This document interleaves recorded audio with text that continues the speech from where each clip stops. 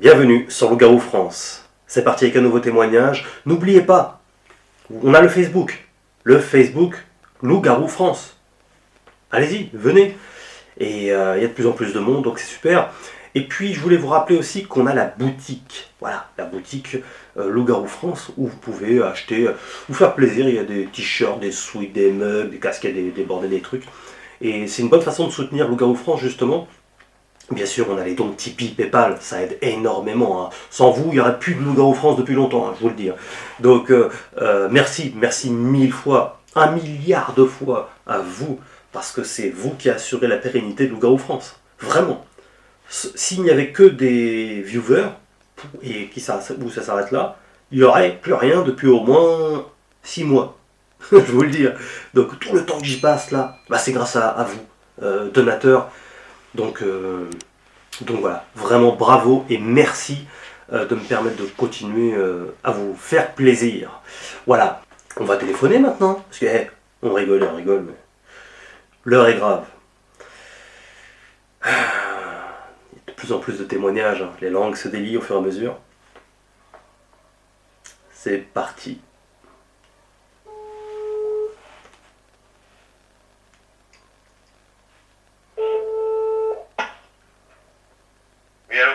Oui, salut, c'est Morgane Prise de Loup-Garou France. Oui, salut Morgane.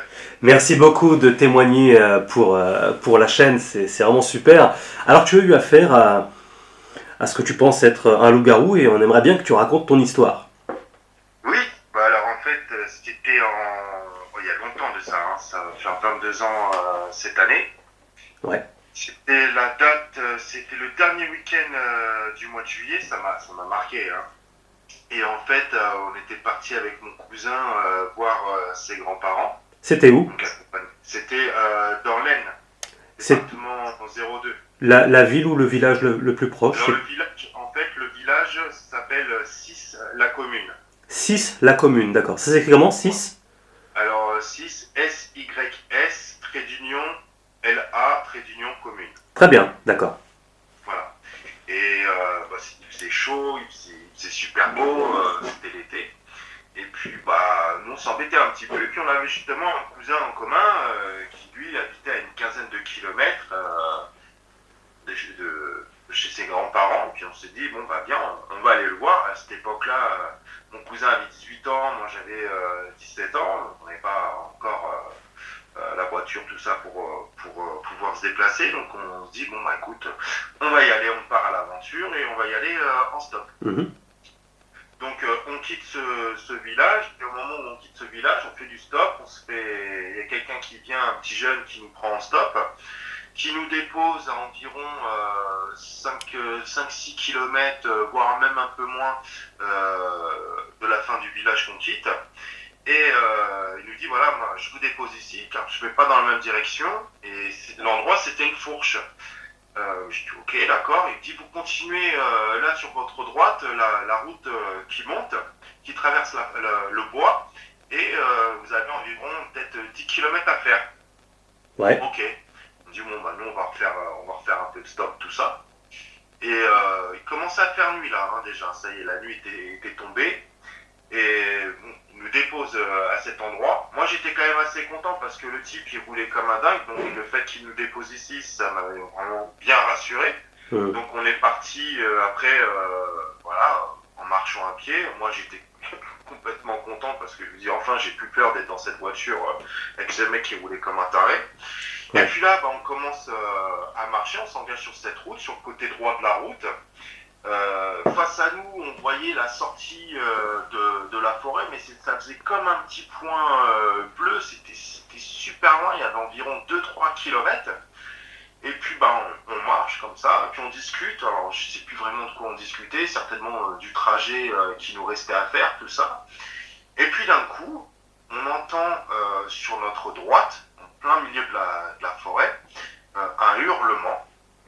Mais c'était un hurlement comme un loup, mais c'était pas un loup, c'était pas un... Ah, c'était un sanglier?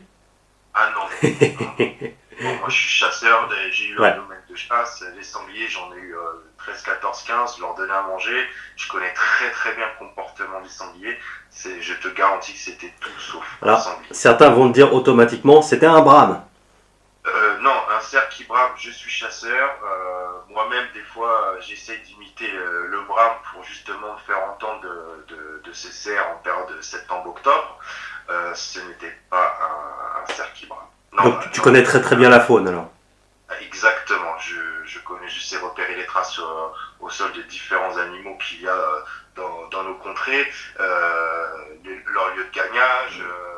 Voilà, si je vois un tronc qui est imbibé qui a été frotté, qui a plein de boue tout autour, je sais que c'est des sangliers qui sont ici, qui prennent un bain de boue et après qui sortent, qui se grattent, qui se frottent contre les arbres pour enlever les parasites.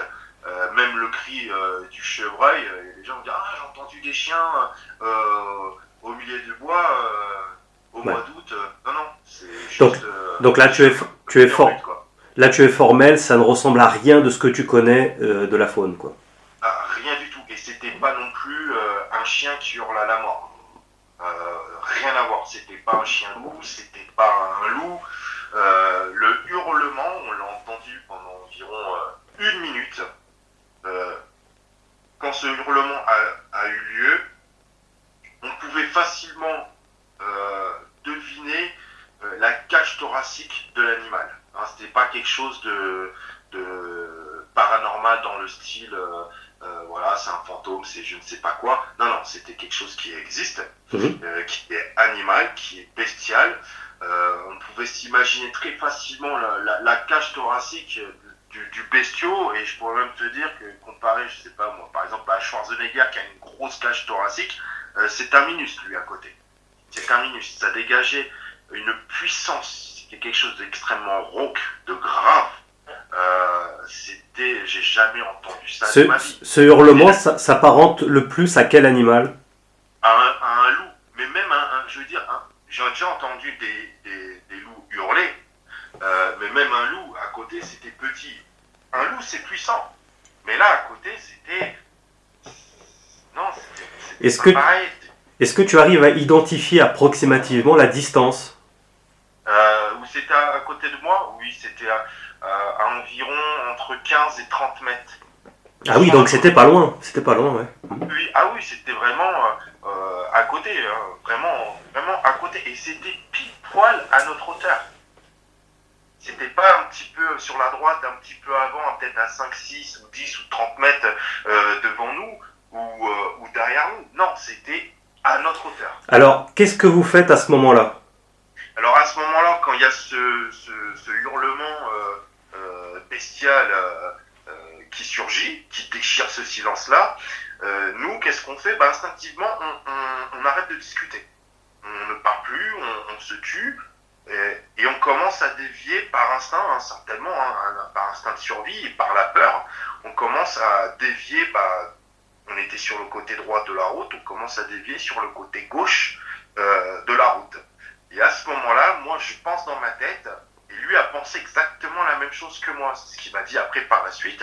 Et là, je lui dis comme ça, dans ma tête, je me dis, j'espère qu'il n'a pas entendu la même chose que moi. Alors que bien, évidemment, il a entendu la même chose que moi. Ouais. Et là, je le regarde, et je lui dis, t'as entendu? Il me regarde, il me fait, ta gueule. Mais comme ça. Et là, on commence à taper un sprint. J'ai jamais couru de toute ma vie aussi vite, lui pareil. Et pour te dire, notre instinct, on était individuels. Je veux dire, si je tombais, il aurait continué à courir et moi pareil, quoi. Je connais déjà la réponse, mais je te pose la question, c'est par rapport à beaucoup d'abonnés. T'as pas filmé? T'as pas pris de photos? En ce temps-là, on était en l'an 2000. On était dans le noir complet, j'avais pas d'appareil photo avec moi. Mais si t'avais eu un téléphone récent? Non, franchement, je vais te dire, non. Pourquoi? Parce que c'est quelque chose où il y a un instinct de survie qui se développe d'un coup. Bah ouais. C'est l'instinct de survie qui prend le dessus, et tu penses pas à dire, tiens, je vais prendre un appareil photo et je vais filmer, m'arrêter. Non. Parce que beaucoup c'est... Et oui, parce que beaucoup s'étonnent qu'il n'y ait pas de vidéo encore. Non, possible. C'est quelque chose que il faudrait être fou, quoi. Faut être bon fou. Et là, c'est l'instinct de survie, quoi. Je veux dire, la peur Alors, tellement importante oui, que on ne pense pas à prendre ça. absolument. Alors, vous courez, et qu'est-ce qui se passe ensuite? Bah, en fait, on parcourt environ 50 mètres en courant sur cette ligne droite qui était en montée. Donc, je précise quand même qu'elle était en montée. Et d'un coup, on entend la fin de ce hurlement. Et à la fin de ce hurlement, qui a duré environ 1 minute, cette bestiole-là, cette bête, commence à nous pourchasser, mais pas directement vers notre direction. Elle court parallèle à nous. Et pendant qu'elle court, nous, on avait déjà parcouru environ 50 mètres. Et elle nous a rattrapés. Allez, on avait parcouru peut-être 20 mètres de plus. Donc, elle a parcouru cette bestiole-là 70 mètres environ, jusqu'à notre hauteur. Et tout ce qu'il y avait devant elle sur son passage, c'est simple, elle a pris un azimut tout droit, un azimut direct. Il n'y avait rien qui pouvait l'empêcher. N'importe quel obstacle qu'il y avait devant elle, elle le fracassait. Et à l'époque, on était en l'an 2000, il y avait eu la tempête de 99. Et notamment, cette région-là avait été touchée gravement par la tempête de 99. Mhm. Et donc, il y avait des souches d'arbres, des arbres qui étaient encore tombés, Ouais. qui étaient en terre sur son chemin. Et il a tout fracassé. Et quand je dis fracassé, c'était impressionnant le bruit que ça faisait. Je veux dire, c'est comme si le mec, il arrive, il fracasse un tronc d'arbre, mais normal, quoi. Hein. Ouais. Normal, sans problème. Tu entendais les bruits de branches cassées, tout ça? Ah oui, tout à fait. Et c'est ça qui nous a fait encore plus peur, que là, on s'est vraiment senti en danger. Là, je me suis dit, ça y est, la chose nous pourchasse.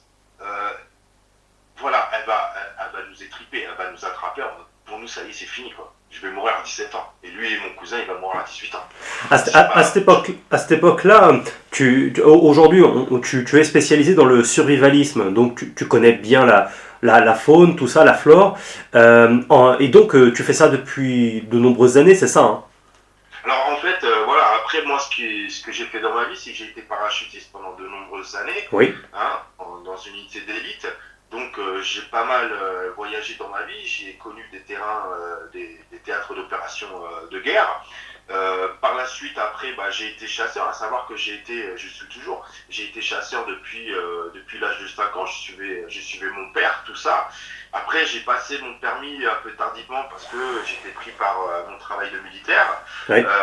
Aujourd'hui, je vais très régulièrement dans la forêt, hein, donc quand je dis que je vais très régulièrement, c'est peut-être 2, 3, voire 4, voire parfois tous les jours, je vais en forêt. Ah oui, et je te pose cette question-là en fait, parce que depuis tout ce temps-là, toi qui passes énormément de temps dans la forêt, tu n'as jamais revécu quelque chose comme ça? Il m'est arrivé des trucs similaires.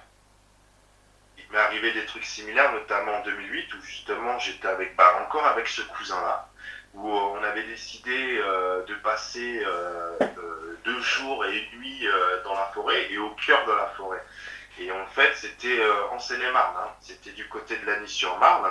D'ailleurs, j'ai écouté un témoignage où un monsieur disait que de fin des années 80-90, dans ce témoignage-là, il voyait une bestiole qui était du côté de Pomponne. Ouais. Voilà. Et moi, je suis à Lagny-sur-Marne. Lagny-sur-Marne, ça touche Pomponne. Et Ah oui, ce qui s'est passé en 2008-2009, je me souviens plus trop de l'année, mais je crois que c'était sur les coups de 2009. On était dans la forêt des Vallières, donc c'est une forêt qui est grande, c'est une forêt domaniale qui est longée par la Marne, et c'est pas très loin de Pomponne. Hein. Oui, c'est une zone où il y a, de toute façon dans ces environs-là, il y a pas mal de témoignages aussi. Bon, il y en a à travers la France, mais c'est vrai que cette zone-là, il y en a plusieurs. Mais juste avant que tu rebondisses du coup sur cet événement un peu plus récent, donc je reviens sur quand tu avais 17 ans, vous avez couru, la bestiole qui défonce tout, qui vous suit. Qu'est-ce qui se passe ensuite? Elle arrive à nous rattraper et arrive jusqu'à notre hauteur. Et pour nous rattraper, on a compté, hein. Franchement, elle nous a rattrapé en l'espace, elle a fait 70 mètres en pleine forêt en l'espace de 5 secondes. J'ai jamais vu ça. Moi, je suis quelqu'un qui va dans la nature, l'œil, le mouvement attire l'œil. Moi, je suis quelqu'un qui me camoufle énormément, qui connaît beaucoup de choses à ce niveau-là, et je sais que j'arrive car je pratique la chasse, et j'aime bien faire la chasse à l'approche, j'arrive à approcher des chevreuils et des sangliers, ça m'est déjà arrivé à les approcher à 5 mètres de distance. Ah oui, oui. Voilà, donc là, c'était quelque chose d'extraordinaire. Je veux dire, j'ai jamais vu. Des fois, je vois des chevreuils qui passent, même quand ils passent, ils sont en forêt, je ne bouge pas, je les vois même en plein hiver, ils sont peut-être à 50 mètres de moi, je les vois qui courent, ils ne font pas de bruit. Ouais, Ils sont extrêmement silencieux, même dans leur déplacement. Les sangliers sont un peu moins silencieux. J'ai vu des sangliers courir, même quand on les traque en chasse ou quoi, mais ça n'a jamais fait ce fracas-là. Oui, oui. Bah, je sais pas si tu l'as vu, le reportage à Couzance-les-Forges que j'ai fait avec Jonathan. Oui. Et à un moment donné, Jonathan voit des yeux rouges au loin, et ensuite, bon, malheureusement, on l'entend pas à la caméra, mais on entend justement une masse courir. Alors certains ont été me dire, c'était un cerf, c'était un truc comme ça, mais non, pas du tout. Ça a une puissance, et ça faisait un son, ça résonnait jusqu'à nous. C'est pour ça que j'étais très étonné qu'on ne l'entende pas à la caméra. Donc je veux dire, je fais le parallèle, ça me rappelle un peu cette histoire, tu vois, la puissance que ça représente et les sons qu'il y a au niveau du sol. C'est ça. Ce qui est marrant, moi qui connais bien les animaux de nos contrées, en fait, ce que je peux ajouter, c'est que les animaux, ils empruntent des coulées. Donc, c'est des chemins habituels qu'ils empruntent quand ils sont en sortie nocturne ou de jour. Ouais. Ils peuvent changer, ils peuvent garder celui-là, le fréquenter très régulièrement pour aller à un lieu de gagnage, que ce soit une mare d'eau pour aller s'abreuver ou pour aller manger. Mais là, cet animal-là, excuse-moi, il n'a pas emprunté une coulée. Il a pris un azimut direct, il prend pas les mêmes animaux, il n'a pas les mêmes habitudes. Ouais. Les animaux, que ce soit sanglier, cerf, chevreuil. C'est un bulldozer, lui. C'est un bulldozer. Ah. Il a tout fracassé, il nous a rattrapé en l'espace de 5 secondes facile. Il a parcouru 70 mètres en plein bois. Tout obstacle qu'il y avait devant lui, ça ne le dérangeait pas, il fracassait tout. J'entendais des souches d'arbres, des troncs d'arbres qui cassaient sous son passage. C'est extrêmement impressionnant. Et arrivé à ces 70 mètres-là, il s'est arrêté, plus un bruit, plus rien. Et vous faisiez quoi? Ouais. Ah ben nous, on a continué à courir. On est sorti du bois. À la sortie du bois, on ne s'est pas arrêté. Hein. On a continué à courir encore sur environ 2 ou 3 kilomètres comme des dératés. On n'en pouvait plus du tout. Tu m'étonnes. Et quand on était sorti de ce bois, on se retournait. Je me souviens très bien, je ne pourrais pas te dire si c'était la pleine lune ou pas, mais je pense, après je pense que ça pas, la pleine lune n'a pas un lien directement, vu que c'est un animal, hein, ce n'est pas comme dans les films ou que ce soit, ça n'a rien à voir. Tout à fait. Et on se retournait à la sortie, une fois qu'on était sorti de ce bois, on se retournait régulièrement par instinct de survie pour savoir justement si cette bestiole-là nous aurait suivis et elle-même serait aussi sortie du bois, car on l'aurait vu. On l'aurait vu, Ouais. il y avait des champs de blé, il y avait des champs de blé à la sortie de ce bois, que c'était à droite ou à gauche, et il y avait cette lune qui éclairait tout le paysage nocturne, et on l'aurait vu, on aurait vu cette masse, parce qu'on savait très bien que c'était quelque chose de grand, c'était quelque chose de puissant, de très extrêmement massif pour faire ce qu'il a fait. Déjà, pour nous rattraper aussi rapidement, deux, ce hurlement qu'il pouvait y avoir, et cette force, mais une force colossale. Colossale, c'est du jamais, j'ai jamais entendu ça. Et pourtant, moi, je suis quelqu'un qui sort, qui aime bien sortir quand je fais des expéditions, je le fais la nuit, quand il fait un temps clair, c'est encore mieux. Parce que des fois, j'organise avec des gens qui font des stages de survie, j'organise des sorties de nuit où ils font de la topographie. Donc le fait qu'il y ait justement une nuit par pleine lune, c'est encore mieux parce qu'on voit tout. Est-ce que tu es retourné sur le lieu plus tard? J'y suis retourné en 2017. J'y suis retourné avec ma petite famille, ma femme et mes enfants. Et j'ai reconnu l'endroit, j'ai un bon sens de l'orientation. Et je me suis dit, voilà, c'est ici. Alors c'est vrai que quand on voit les trucs, c'est en plein jour, c'est pas du tout impressionnant. Ouais. Ça fait peur. Alors quand parce que c'est quelque chose que je racontais, ça fait 22 ans que je le raconte des gens qui sont là en disant, voilà, il y a des choses dans la forêt, je ne l'ai pas vu, mais je l'ai entendu. Mais ça ressemblait, alors il me dit, ouais, tu délires. J'ai dit, oui, mais le jour où ça t'arrive, tu vas voir, tu délires pas, quoi. Et bon, après, il y en a qui me croient, il y en a qui me croient pas. Moi, je m'en fous. Ça fait 22 ans que je raconte ça. Ouais, ça t'a marqué, hein. Ça m'a marqué. Et mon cousin, quand je lui en parle, je lui dis, tu le racontes ça? Il me dit, non, moi, je le raconte pas. Mais il me dit, c'est quelque chose auquel, des fois, j'y pense. Ça me revient en tête. Et il me dit, ouais, ce qu'on a vécu, c'est extraordinaire, quoi. C'est extraordinaire. C'est quelque chose Tout à fait. Qui te marque. Tu peux pas l'oublier. En tout cas, dans ce que tu décris, il y a clairement les caractéristiques du loup-garou. Hein. Ah oui. Après, moi, en fait, je me suis réintéressé à ça parce que j'ai fait une sortie, c'était la semaine dernière, et je suis parti en forêt. Et voilà, j'étais en train de m'entraîner, parce que bon, quand tu fais un bivouac, moi j'étais en train de pratiquer le bushcraft, et le bushcraft, pour réussir correctement, bah, c'est un entraînement permanent, et moi je fais des sorties justement pour m'entraîner, et pour dire, tiens, bah, aujourd'hui je vais faire tel et tel montage de bivouac, je vais procéder à telle façon de faire du feu, justement pour me dire combien de temps moi je mets, et pour pouvoir après l'instaurer dans l'instruction que je veux faire pour le donner à mes stagiaires. Ouais. Donc je procède comme ça. Et puis c'était la semaine dernière, on était en fin d'après-midi, il faisait beau, il faisait un peu frais, mais sur les alentours de 12 degrés. Et j'étais pas très loin d'un moulin en pleine forêt. C'était la forêt de Pont-Carré.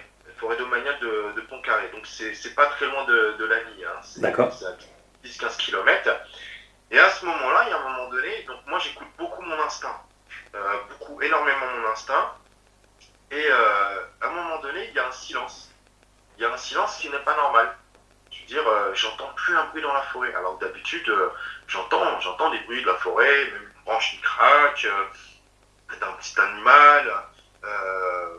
Des choses comme ça, le bruit des oiseaux, toutes ces choses.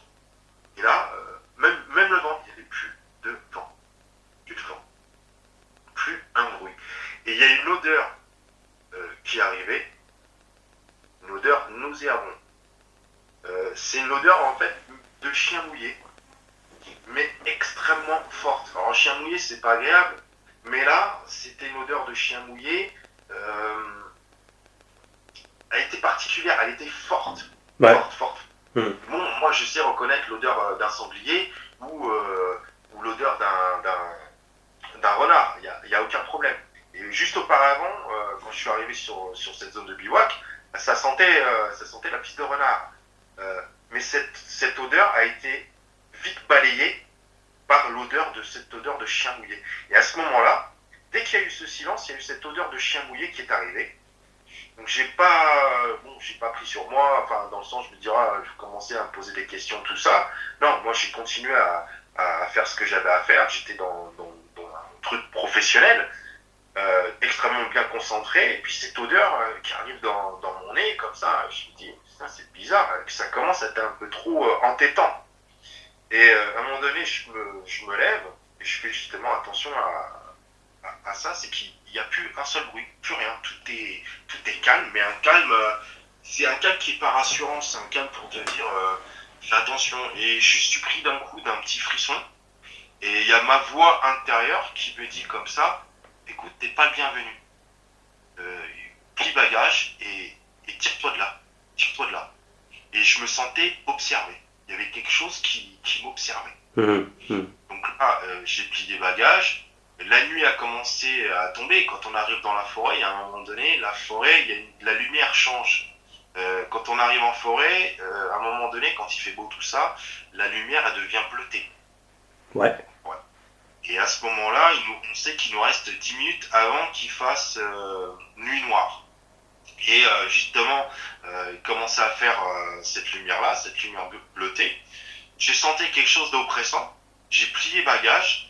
Et je suis reparti au sens opposé en me disant je vais pas couper à travers la forêt, je vais couper un petit morceau de la forêt pour reprendre un chemin et là j'aurai un meilleur visuel et je serai plus rapide pour aller rejoindre la voiture.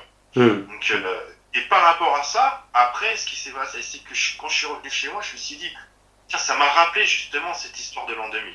Et oui. Ça m'a rappelé cette histoire de l'an 2000 et une autre histoire aussi, parce que je vais t'en raconter Ouais. une autre. Après, je me dis, mais en cumulant, j'ai pas forcément fait attention, mais ça pourrait avoir un lien au final. Et après, j'ai commencé à faire des recherches, voilà, sur, bon, bah, voilà.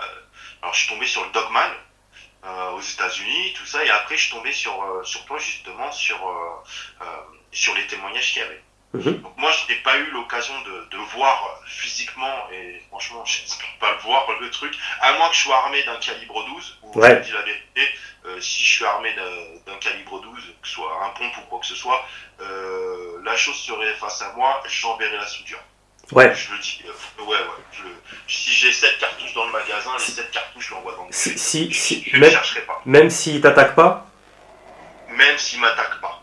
Parce que c'est, en l'an 2000, je me suis posé beaucoup de questions par la suite, quelques années plus tard, et je me suis dit, c'est quoi ce comportement?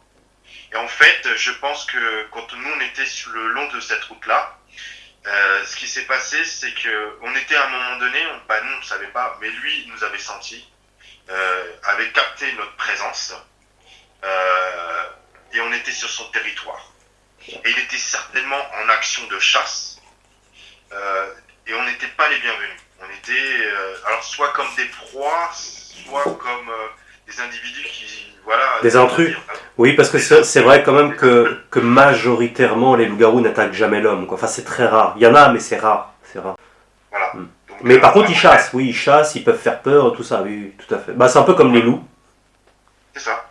Et en fait, sincèrement, si moi voilà, je me suis posé la question, je me suis dit, bon, on devait être là, on devait le déranger. Hmm. Bah, le fait qu'on parle, qu'on discute, le bruit de nos pas sur la route, je sais qu'il y a un gibier, des fois, on le voit, il est de dos, Hmm. ses oreilles sont dans notre direction. Le fait qu'on fasse un craquement de branches dans la forêt, déjà, il nous a senti, il nous a entendu à plus de 300 mètres, et ça fait longtemps qu'il a dégagé. Ouais. C'est pour ça que la majorité des gens disent, ah, on voit pas de gibier, on n'a rien vu. C'est qu'en fait, ils sont déjà partis depuis longtemps. Ils les ont fait fuir depuis longtemps, parce que l'humain fait du bruit. C'est Moi, ça. j'ai appris Ouais. des techniques, justement, de progression en forêt, où je suis capable de progresser sans faire de bruit, en utilisant une technique qui s'appelle la démarche du talon de pointe.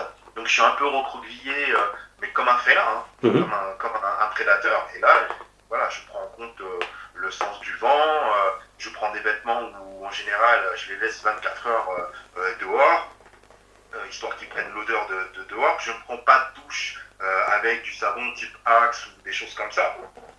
Donc il n'y a rien de parfumé, je ne mets pas de déodorant, je prends une douche à l'eau tout simplement, et après je commence à m'habiller, m'équiper, et là je m'amuse parce que j'aime bien faire ça, approcher les animaux sans pour autant les tirer. Hein. C'est juste le fait de les approcher, j'ai cette satisfaction-là d'avoir réussi à les approcher de près, de les observer, et après quand je veux me montrer, je me montre, et c'est là qu'ils prennent la fuite. Ouais. Bah ouais. Ouais. Alors, Et, cette troisième aventure que tu as vécue. dernièrement, là, Ouais. en fait, je me suis dit, mais il y a un truc qui est bizarre. Cette présence qu'il y avait, je l'ai pas vue. Je l'ai pas vue, je l'ai pas entendu. Je suis retourné la semaine d'après. Je suis retourné avec ma femme et ma dernière petite. Et là, il y avait plus rien. Il y avait plus cette présence. Il y avait plus cette odeur de savon, D'accord. de chien mouillé. Par contre, à un moment donné, quand on est reparti, on a entendu un gros bruit dans la forêt, et là j'ai vu, c'était comme s'il y avait quelque chose qui rampait. Et moi je me regardais, elle me dit c'est quoi? Alors moi pour les rassurer, je dis oh ça doit être un renard. Il commence à faire nuit, c'est nocturne, Hmm. mais on n'est pas vraiment un renard. Un renard c'est beaucoup plus discret que ça. Ouais. C'est très discret un renard. Hmm.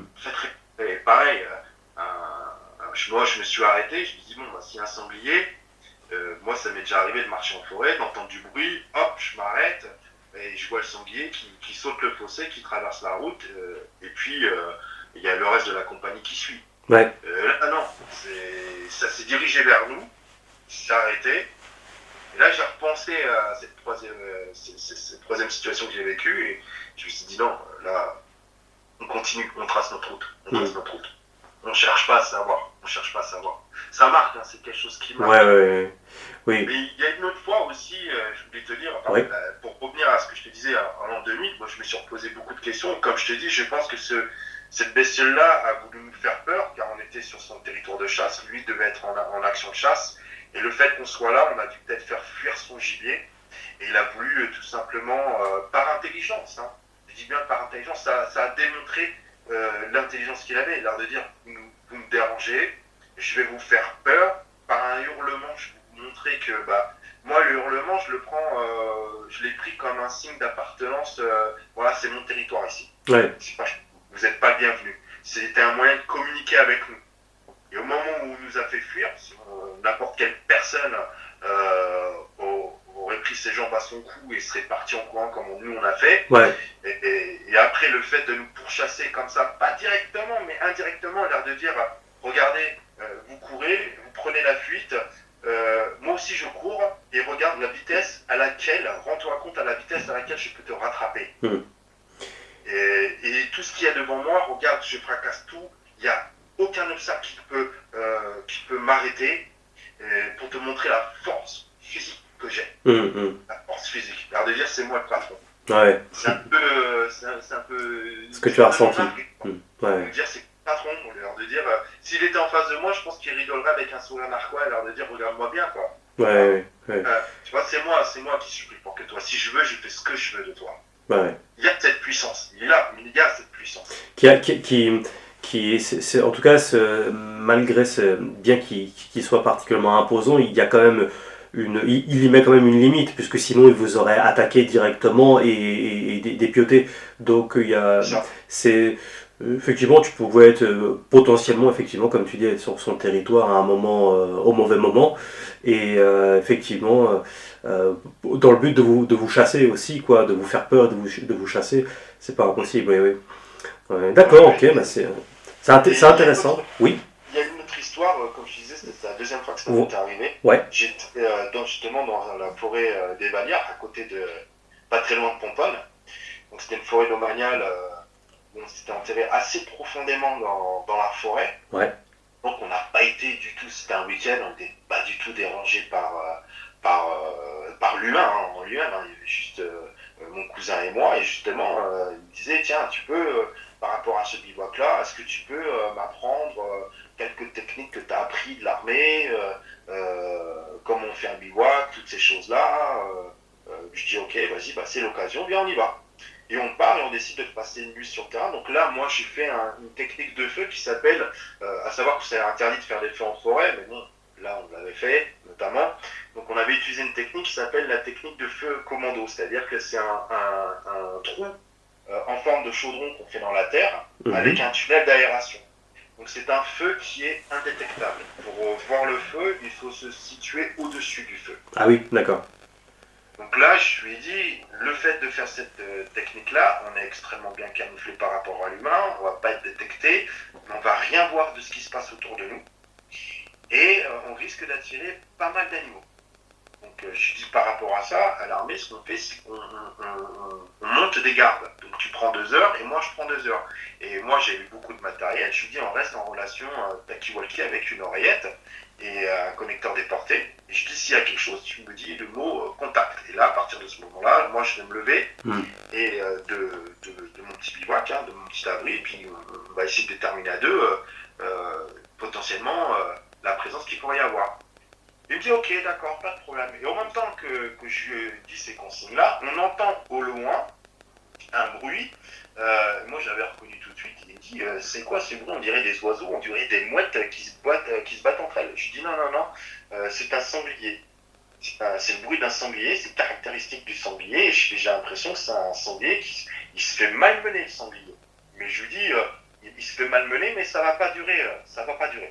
D'accord, il couine un petit peu, et après, hop, il va se barrer, il va prendre la fuite, et puis l'autre sanglier qui persécute va abandonner. C'est parce qu'ils doivent être en train d'être sur un lieu de gagnage pour manger.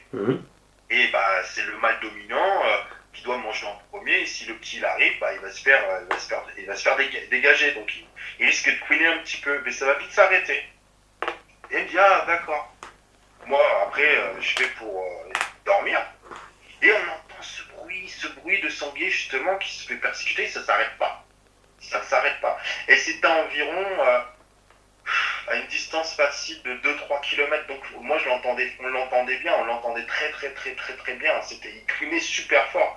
Et en même temps, ça s'arrêtait pas et ça se dirigeait vers nous. À une distance de combien t'as dit? Comment? À une distance de combien t'as dit? De 2-3 km. Ah, c'est quand même énorme. Ah oui, c'est énorme. En pleine forêt. Hein. Mais en forêt, le son se diffuse plutôt bien. Il n'y avait aucun bruit. Donc on pouvait l'entendre super bien. Ouais. Et je pouvais même me dire, je me dis, tiens, ça se passe, ça, c'est vu le bruit, l'orientation où on est par rapport à la forêt, moi qui connais extrêmement bien cette forêt, je lui dis, c'est simple, c'est en lisière de forêt et ça se situe au niveau du bord de Marne. Je fais, il y a un petit chemin, c'est le bruit, il vient de là. Et alors, et alors, soudainement, ça vient vers vous, c'est ça? Alors, ça vient, mais progressivement. Donc, le bruit, voilà, on l'entend de mieux en mieux, et on l'entend, et puis ça se rapproche, mais dans notre direction. Je veux dire, c'est comme s'ils avaient pris un azimut, et avec sa boussole, voilà, il prend un azimut, il suit en direction de notre bivouac. Et à un moment donné, bah, moi, je percute, pas trop, je prête pas trop attention à ça, je me dis, bon, c'est des animaux, quoi, hein, ils font leur vie, hein, voilà, ça se dirige vers nous, mais voilà, je m'inquiète pas plus que ça. Et à un moment donné, il y a mon cousin qui me dit au Takiwaki, il me dit, écoute, contact. Là, je me lève, et le bruit de cet animal qui se faisait persécuter, de ce sanglier, là je suis formal, c'était un sanglier qui se faisait persécuter, c'était à 10 mètres de nous. Et ça restait dans cette zone, à 10 mètres de nous. Et à un moment donné, moi je dis, attends, j'ai des lampes qui sont surpuissantes, c'est des lampes LED de qualité militaire. Là, on commence à mettre des coups de lampe et on ne voyait pas ce qui se passait. C'était tout autour de nous. On entendait la bestiole qui se faisait persécuter. Et là où on a commencé à avoir peur, et mon cousin m'a regardé, il m'a dit, ça te rappelle pas quelque chose?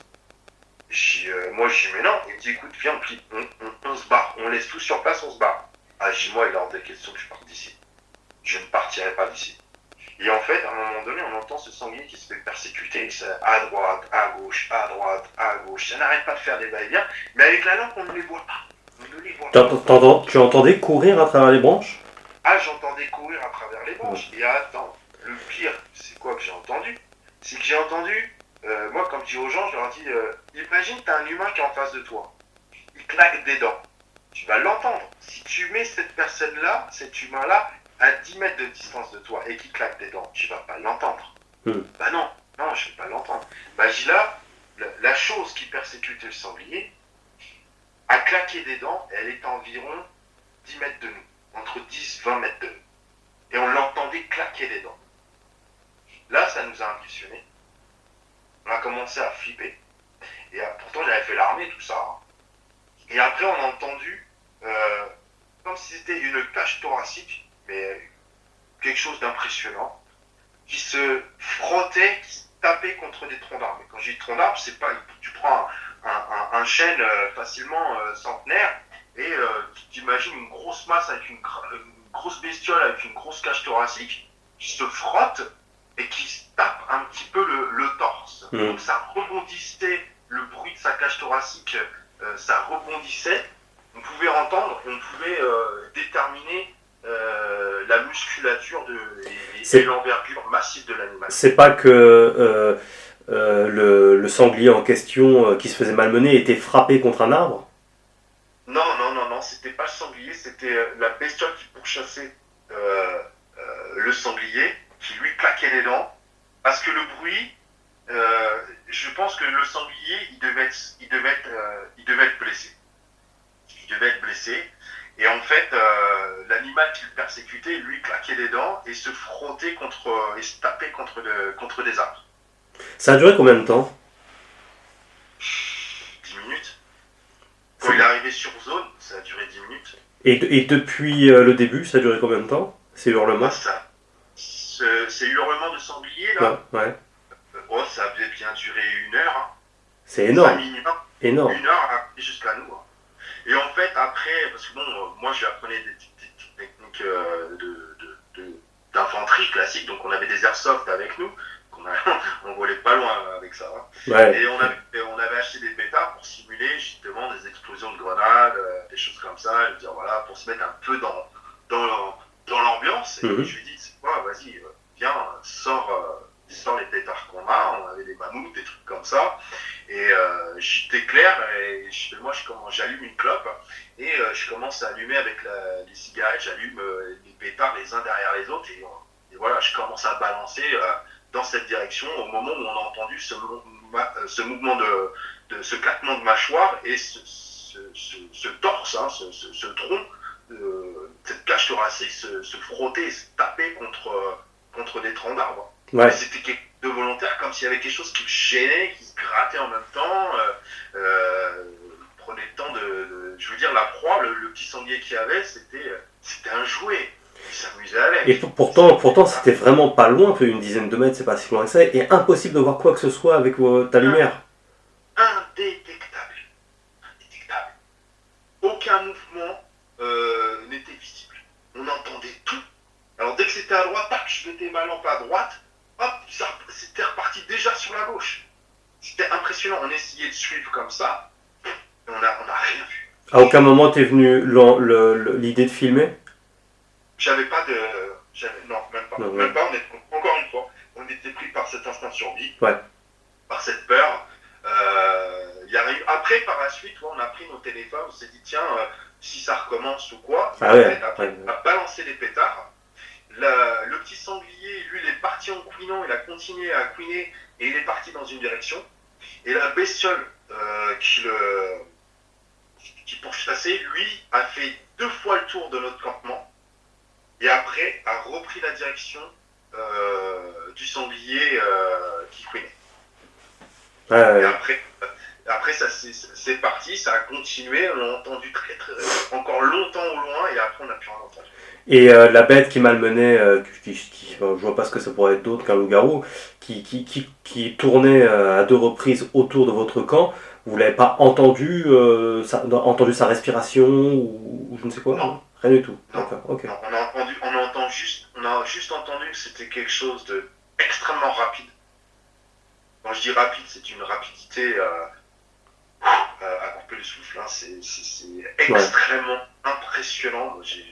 Et pourtant, j'en vois des sangliers qui galopent, les animaux en pleine forêt. Crois-moi, si tu veux leur courir après, accroche-toi. Moi, les 5 secondes, ils t'ont déjà largué. Hein. Et là, ça courait 2 fois le tour. On pouvait entendre le bruit sur le sol. C'était quelque chose de lourd. Ouais. Quelque chose de lourd. Et pareil, c'était ce truc caractéristique. Tout ce qu'il y avait autour, ça le défonçait. Et là, tout ça, en fait, tout ce qui t'est arrivé, enfin, ces 3 récits, c'est dans la même région. Alors oui, exactement. C'était dans la même région. Ouais. Dans la même région. Et après, il y a eu un autre truc où moi, j'ai eu un domaine de chasse qui n'avait rien à voir. J'ai dit, moi, je suis vraiment... je suis très régulièrement dans la forêt. Ouais. C'est mon milieu, c'est mon truc. Si je ne vais pas, je suis pas bien. J'ai besoin de ça. Ouais. Et à un moment donné, dans ma vie, j'ai eu un domaine de chasse qui était dans le Lot, qui était situé à 15-20 minutes de Rocamadour, et j'avais 150 hectares de forêt clôturée. Et un jour, moi, ça m'arrivait assez régulièrement. La nuit, je faisais des patrouilles avec mon chien. Donc, c'était un chien de chasse du type Beagle. Voilà, qui était créancé sanglier, c'est-à-dire qu'il était prêt pour chasser, était dressé pour chasser le sanglier. Donc c'est un chien courant hein, qui hurle, qui aboie quand il craque. Et à un moment donné, je prends ce chien, je dis à ma femme, je dis écoute, elle me dit tu vas où? Je dis bah je vais à pied, je vais faire le tour du territoire et je vais vérifier s'il n'y a pas eu de vandalisme autour de la clôture. Je vais vérifier parce que souvent la nuit, j'avais parfois du vandalisme qui avait eu lieu la nuit. Donc là, je prends mon chien avec moi, je prends mon fusil et hop, je commence à faire le tour du territoire à pied. Et à un moment donné, j'arrive en bas du territoire et je suis fatigué. Il était minuit, un truc comme ça. Et Mais j'ai pas pensé à un loup-garou ou quoi que ce soit. Hein. J'ai pas pensé à ça. Et à un moment donné, je me repose, donc je me mets contre un arbre. Mon chien, je le prends contre moi. Il range, il cale sa truffe sous mon bras comme ça. Puis moi, je dis, on va dormir peut-être une petite à la belle étoile. C'était en plein hiver, hein, mais j'avais pas froid. J'étais bien couvert, tout ça. Ouais. Je me dis, on va dormir, on va se reposer un petit peu. Je ferme les yeux, un petit repos réparateur de 10 minutes. Et à un moment donné, je ne sais pas pourquoi, je suis réveillé. Il y a quelque chose, mon instinct, qui me dit ouvre tes yeux. Alors j'ouvre mes yeux et je fixe à un endroit. Et après, j'ai appris cette technique-là à l'armée. Si tu veux fixer quelque chose en pleine nuit, tes yeux déjà ils vont s'habituer à la nuit. C'est-à-dire que tu vas faire la différence entre la surface terrestre et la lumière du ciel. Donc j'arrivais bien à déterminer la cime des arbres, les contours, tout ça. Et à un moment donné, je sais pas, je suis attiré par quelque chose, je sens une présence. Je sens une présence. Et on m'a appris un truc, c'est quand tu veux fixer quelque chose la nuit, ne regarde pas dans cette direction-là. Déporte ton regard sur la droite ou sur la gauche et tu vas voir que dans ton champ de vision qui est de 180 degrés, tu vas voir sur les côtés, la chose que tu veux fixer, c'est comme ça qu'il faut que tu la regardes. D'accord. Si tu vas ton champ de vision sur le côté. Et à un moment, sur un chemin, moi j'étais un peu à l'écart de ce chemin-là, c'est un chemin que j'avais emprunté, je vois une grosse masse noire qui se trimballait debout, qui était typique de toutes les caractéristiques. Il y avait un museau. Ah, donc tu as vu les détails? Ah oui, j'ai bien vu les détails. Bon, après, c'était noir. Hein. C'était une grosse masse noire, mais les contours, je pourrais aujourd'hui encore, je le vois très bien. Là, je le vois en ce moment même dans mon souvenir. En fait, ça s'est déplacé, c'est toujours pareil, c'est bizarre. C'est déplacé de ma droite, ça allait vers la gauche. Et là, je regarde, je vois c'est une grosse masse noire qui fait environ c'est de la hauteur, ça fait plus de 2 mètres, hein, facile. C'était impressionnant. Moi, j'ai pas eu peur en fait. J'ai pas eu peur parce que j'avais mon chien avec moi, j'avais mon fusil avec moi, j'avais mes lampes. Et puis je vois cette masse se diriger sur le chemin qui va en direction de l'est, de l'est de mon territoire. Là, t'étais à pied ou en voiture? Là, j'étais à pied et j'étais assis contre un arbre. Et mon chien, d'un coup, se réveille, regarde dans cette direction-là et suit cette masse noire et il commence à grogner. Et avec un grognement, mon chien, je regarde, je dis, oh. Alors je croyais que c'était un sanglier. Je dis, un sanglier d'une masse comme ça, je dois un peu délirer là. Et en fait, la forme caractéristique, même la démarche. Hein. La démarche, c'était une démarche que je ne connais pas. J'ai jamais vu une bête marcher de cette manière-là. Il marchait tranquillement. Il avait un espèce de museau assez long. J'ai pu déterminer des choses pointues. Je pense que c'était ses oreilles. Simplement, elles étaient bien droites. Et une espèce de grosse crinière derrière. Une crinière qui était un peu comme un poil hérissé. Un poil hérissé. Et en fait, j'ai vu ça par rapport à la différence de lumière entre les choses terrestres, donc la forêt, et comment ça s'appelle, et la couleur du ciel. Et j'ai juste vu ça. Et je me suis dit, pour que je voie ça, c'est que ça doit être assez haut quand même. Ouais. Pour ça, je termine facilement. Je sais pas, ça devait faire 2 mètres de haut. 2 mètres de haut. Et à un moment donné, je laisse la chose passer comme ça. Pas d'odeur, hein, rien, pas de grognement, pas de signe de respiration. Et même le pas, c'était extrêmement silencieux. Il marchait sur un chemin. T'as pas vu les yeux, il n'y a pas eu de silence. Il n'y a pas eu de silence. Bah, déjà, la nuit, il y a du bruit autour de moi. Et ça, c'était des animaux classiques. Mais là, cette bestiole se dirigeait vers on appelle ça. Excuse-moi, qu'est-ce que tu faisais la nuit au pied d'un arbre avec ton chien et ton fusil? Je me reposais. Je me reposais parce qu'en fait, j'étais tout simplement en train de faire le tour de mon territoire. Donc, ça dit 150 hectares, c'est assez grand. Et à un moment donné, je suis arrivé en bas de mon territoire, donc j'avais surveillé le long de la clôture pour voir si j'avais pas eu de vandalisme.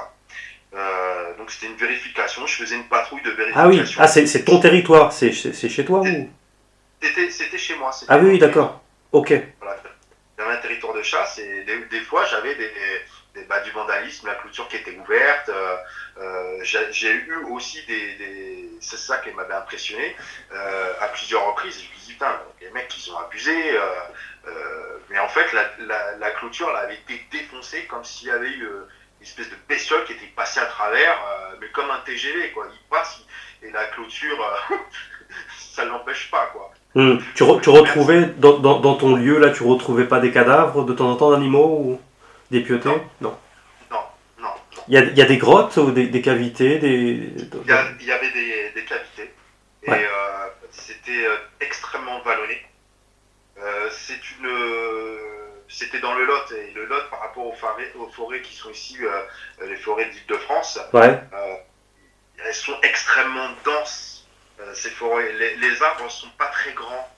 Euh, c'est pas comme ici, ils sont pas vraiment très grandes et c'est très feuillu. Il y a beaucoup de résineux, d'épineux. C'est des forêts qui sont sales dans le sens, c'est pas qu'il y a de la pollution, mais elles sont sales dans le sens qu'il y a beaucoup de végétation, d'épineux pour progresser. ouais. C'est très compliqué. Ouais, c'est pas entretenu. C'est Voilà, sauvage. c'est très sauvage et pour rentrer à l'intérieur de ces forêts-là, c'est difficile. Il y a beaucoup d'épineux, il y a beaucoup d'obstacles. Hmm, hmm. Et c'est très privilégié pour justement les sangliers se cacher là-dedans sans aucun problème.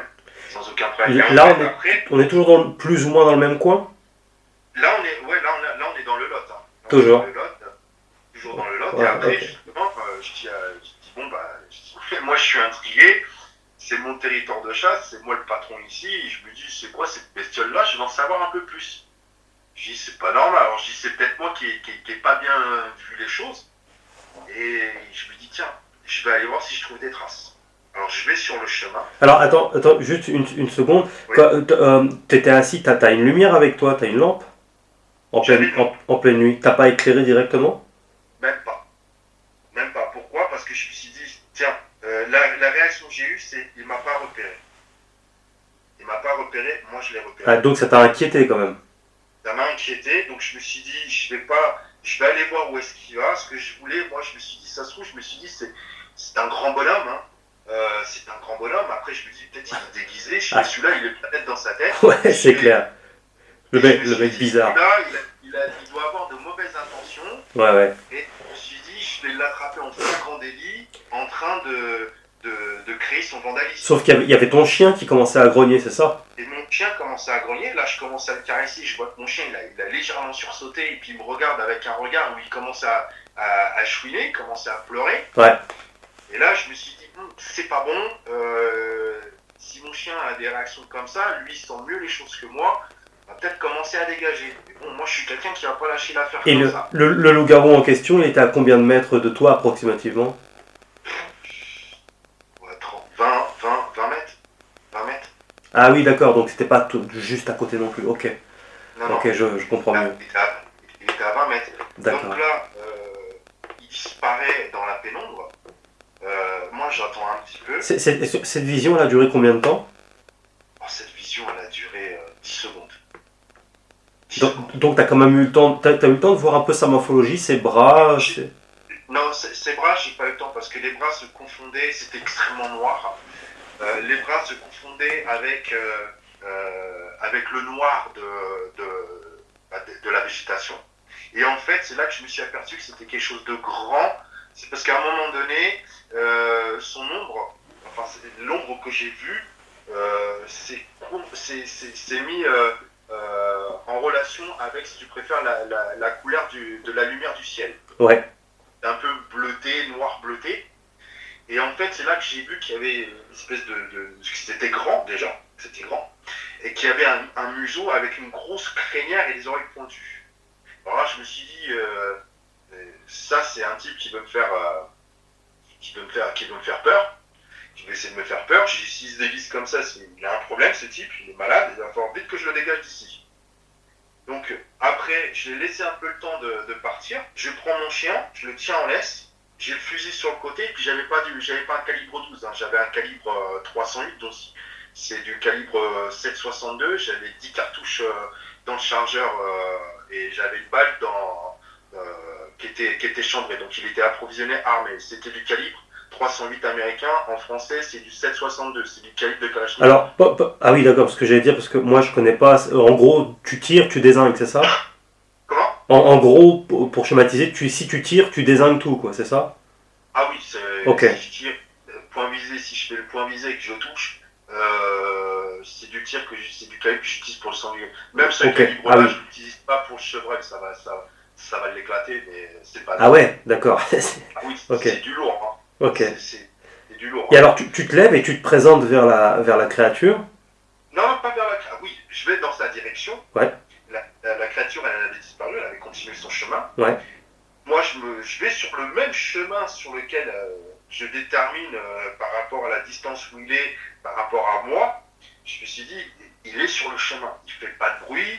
Surtout que c'était une zone de la forêt où, si tu préfères, ça faisait une zone de plaine, une plaine herbeuse, comme un genre de pré. Ouais. C'est là que j'ai pu capter cette différence et que j'ai pu me dire, tiens, cette taille, il est à 20 mètres de moi. Si je le vois comme ça, parce que même un humain, quand il passe, en pleine nuit, on est capable de le voir le haut de son corps. Mhm. Derrière, il y a une plaine, et après, un peu plus loin, il y a une forêt. Donc, avec la lumière du ciel, on peut voir cette différence. Ce qui fait qu'on va pouvoir déterminer et voir qu'il y a quelqu'un. Ouais. Et en fait, ce qui se passe, c'est qu'après, je me mets sur ce chemin et je commence à aller dans cette direction-là. J'éclaire pas tout de suite, hein. J'éclaire pas tout de suite. Et après, ce qui se passe, c'est que je commence à marcher. Je marche, et je vois mon chien. Lui s'arrête. Et moi, je continue, je le tire en laisse.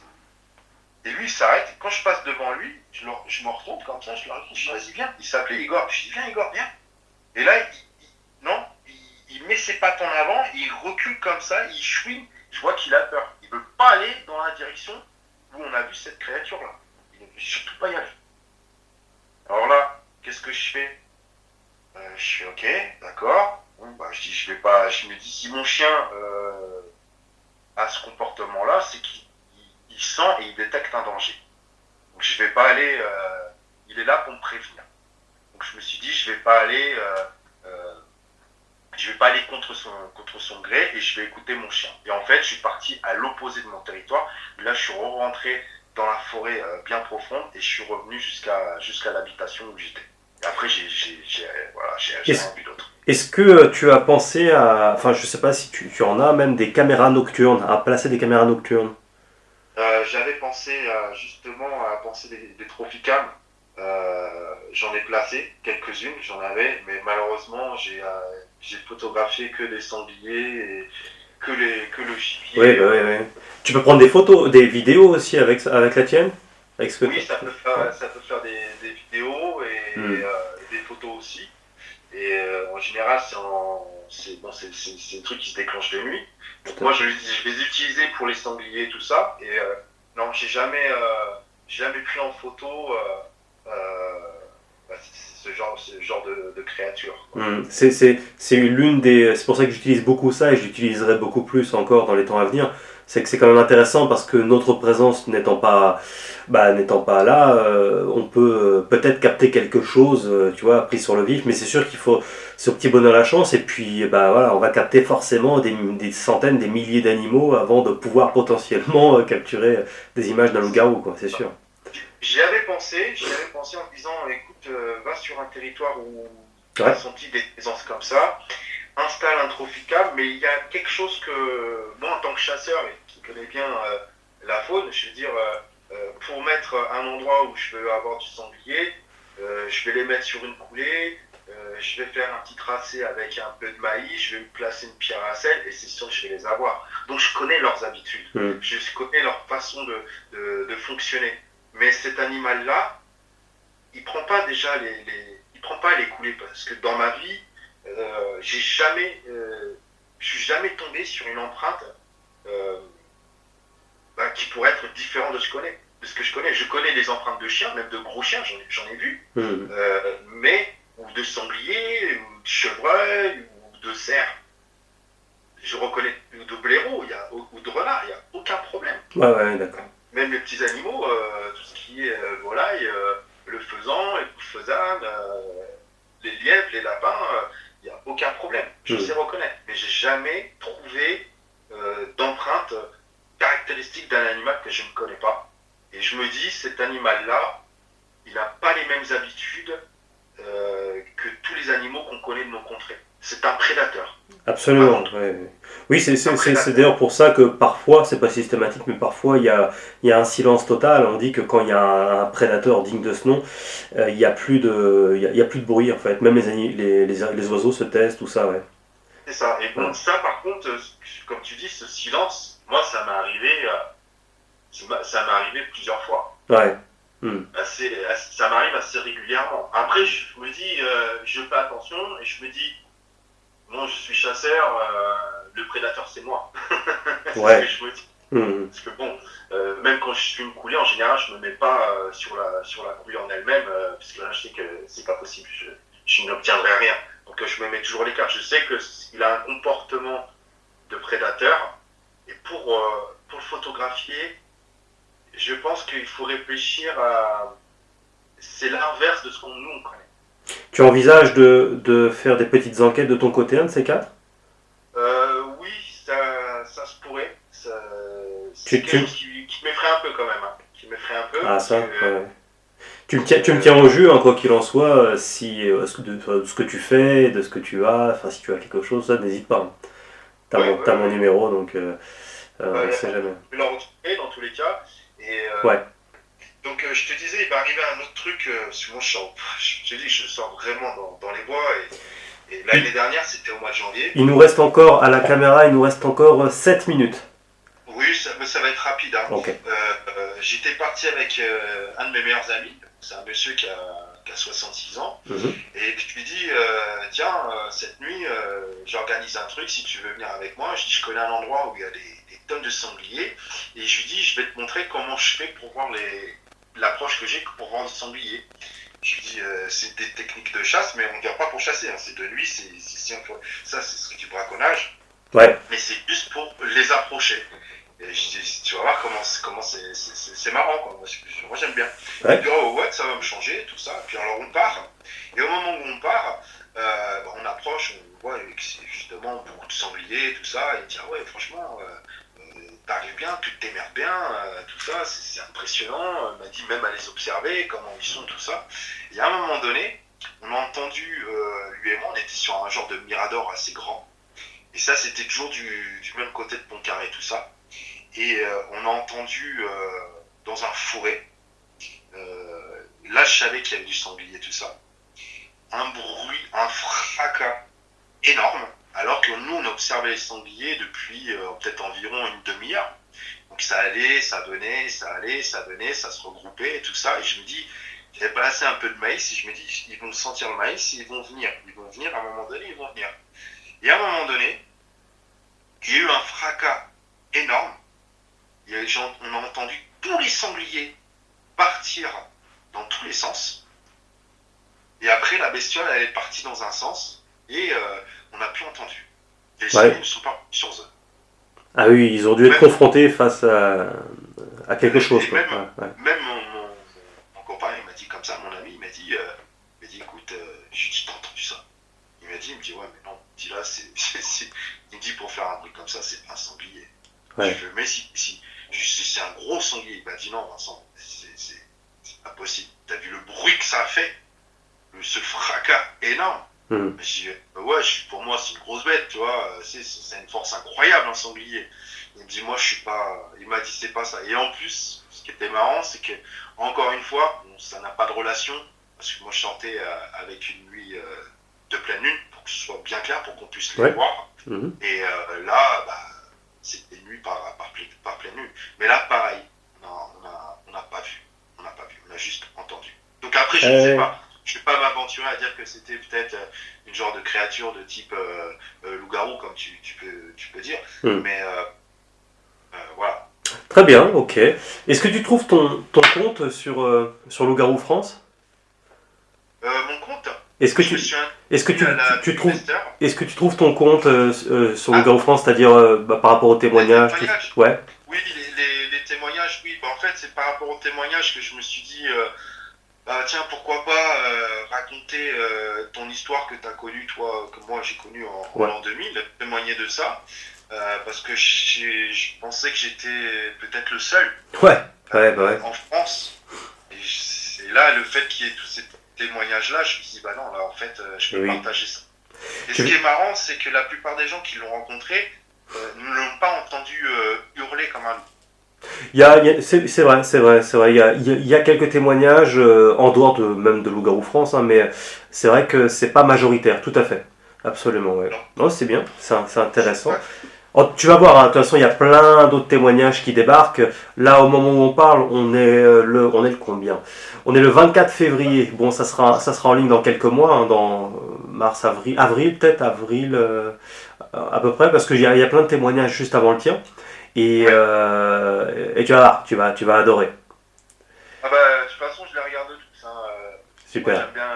Là, tout à l'heure, bah, avant que tu m'appelles, j'étais en train encore de regarder un témoignage. Ah oui. Donc, Il y en a ouais, beaucoup, hein. ouais, Il y en a vraiment beaucoup hein, maintenant. il y en a beaucoup. Et je pense même que je me suis dit, bon, il va falloir que je trouve une solution.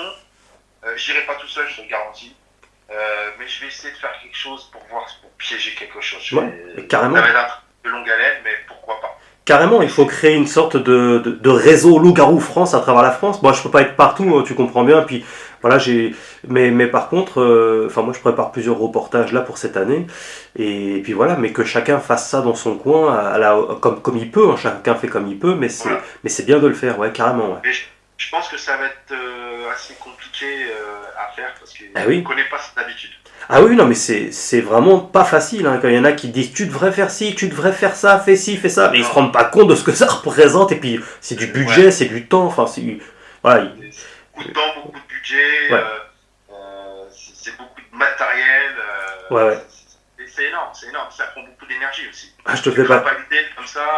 je te le fais Moi, je pas dire. travaille vraiment, Ouais, quand ouais, je rentre des fois, il y en a qui ne comprennent pas, je suis lessivé. Je suis pas derrière un bureau, moi. ouais, ouais, ouais. Qu'il pleuve, qu'il neige, qu'il vente, je suis très souvent, très régulièrement dehors, quoi. Bien. D'ailleurs, même quand je fais mes stages, je le dis pas aux gens, mais je leur dis faites attention des fois. Et le truc que je leur dis, quand vous sentez que, écoutez votre instinct, si vous sentez qu'il n'y a plus de bruit, et c'est un silence total, faites attention. Ne restez pas sur l'autre. Partez, allez un peu plus loin, mais ne restez pas sur l'autre. Ils me disent ah bon, pourquoi? Je dis parce qu'il peut y avoir, je leur dis, il peut y avoir des chiens sauvages, des choses comme ça, qui pouvez vous faire agresser. Ouais, oui, ouais, bien sûr. Faites attention. Merci beaucoup d'avoir accepté enfin, De plusieurs rien. témoignages comme ça, c'est vraiment intéressant, ça va faire beaucoup d'enchantés parmi les abonnés. Et puis, on se tient au jus, hein, voilà, on reste en contact, si tu as besoin, t'hésites pas. Il n'y a pas de souci. Et puis je te dis à très très bientôt. À très très bientôt, Morgan. Je te remercie. Bonne soirée. Allez, bonne soirée. Au revoir. Alors, enchanté? Oui, enchanté, j'en suis sûr. Ah, encore une nouvelle aventure, parmi tant d'autres. Hein. Il y en a des dizaines et des dizaines et des dizaines maintenant sur Loup-Garou France. Bientôt des centaines et des milliers, espérons-le. Si, il y a, voilà, si on peut se permettre aussi de continuer. Et pour ce faire, j'ai besoin de vous, je vous le rappelle, à chaque fois. Mais je suis casse-couille, je sais, c'est la crise. Mais pour moi aussi, c'est la crise. Euh, voilà. Et aidez-moi à continuer tout ce travail-là, à vous apporter tout ce contenu régulier. Voilà. Je ne le dirai jamais assez. Et je le répéterai. Même si ça fait chier le monde. Parce que j'ai vraiment besoin. Si j'avais pas besoin, j'aurais pas besoin je le dirais pas. Voilà. Si vous pensez avoir vu un loup-garou, quelque chose que vous désirez témoigner, bon, si c'est pour me raconter une histoire, c'est pas la peine de m'écrire. Hein. Enfin, voilà, c'est un récit. J'en connais des milliers, donc ça m'apporte pas vraiment grand-chose. Mais par contre, ce que je cherche, c'est toujours de nouveaux témoignages. Voilà, donc de façon totalement anonyme, si vous préférez, il n'y a aucun problème. Comme c'est le cas pour ce témoin, et puis vous m'écrivez, hein, vous allez sur le site lougaroufrance.fr, rubrique contact, l'adresse c'est lougaroufrance@gmail.com. lougaroufrance@gmail.com. Voilà, tout simplement. N'oubliez pas le petit like et puis abonnez-vous à la chaîne si ce n'est pas déjà fait. Vous étiez sur Loup-Garou France.